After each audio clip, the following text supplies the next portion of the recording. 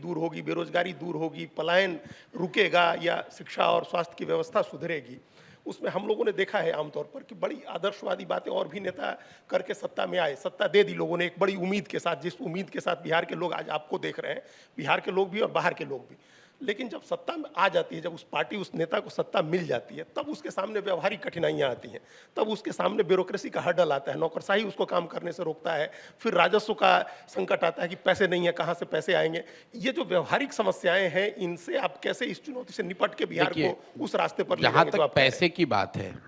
मुझे प्रकाश सिंह बादल बहुत senior leader Punjab के मुख्यमंत्री के तौर पर, कभी मैं उनके साथ बैठा था तो मैं पूछ रहा था ये पैसे वाली बात, तो उन्होंने एक बहुत अच्छी बात बताई कि प्रशांत, ऐसा हो ही नहीं सकता है कि सत्ता में बैठा हुआ आदमी या सरकार कोई काम करना चाहे और पैसे की वजह से ना कर पाए। अच्छा, ऐसा हो ही नहीं सकता है। और उन्होंने एग्जाम्पल गिनाया प्रताप सिंह कैरों का, बिल्कुल, कि जब ग्रीन रेवोल्यूशन शुरू हुआ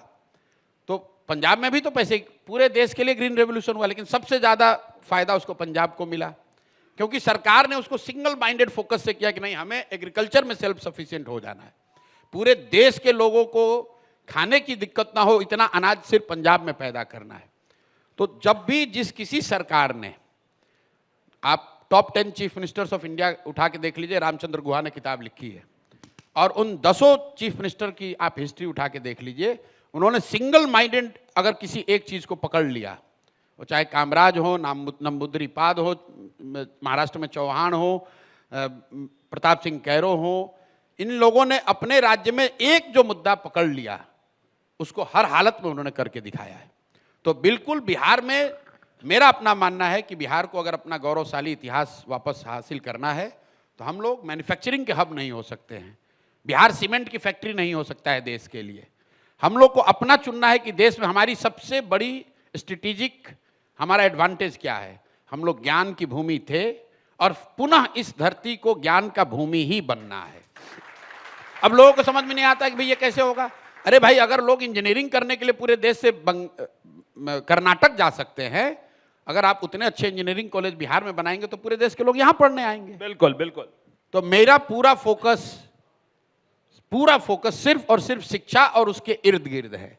अगर बिहार से 5 लाख लड़कियां, 5 लाख बच्चियां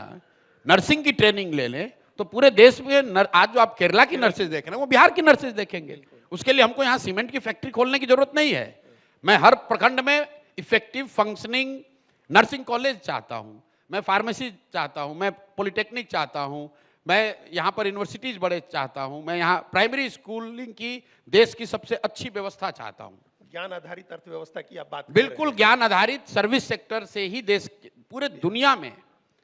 जो सबसे संभ्रांत सोसाइटीज हैं, they have invested in education and they have invested in service sector.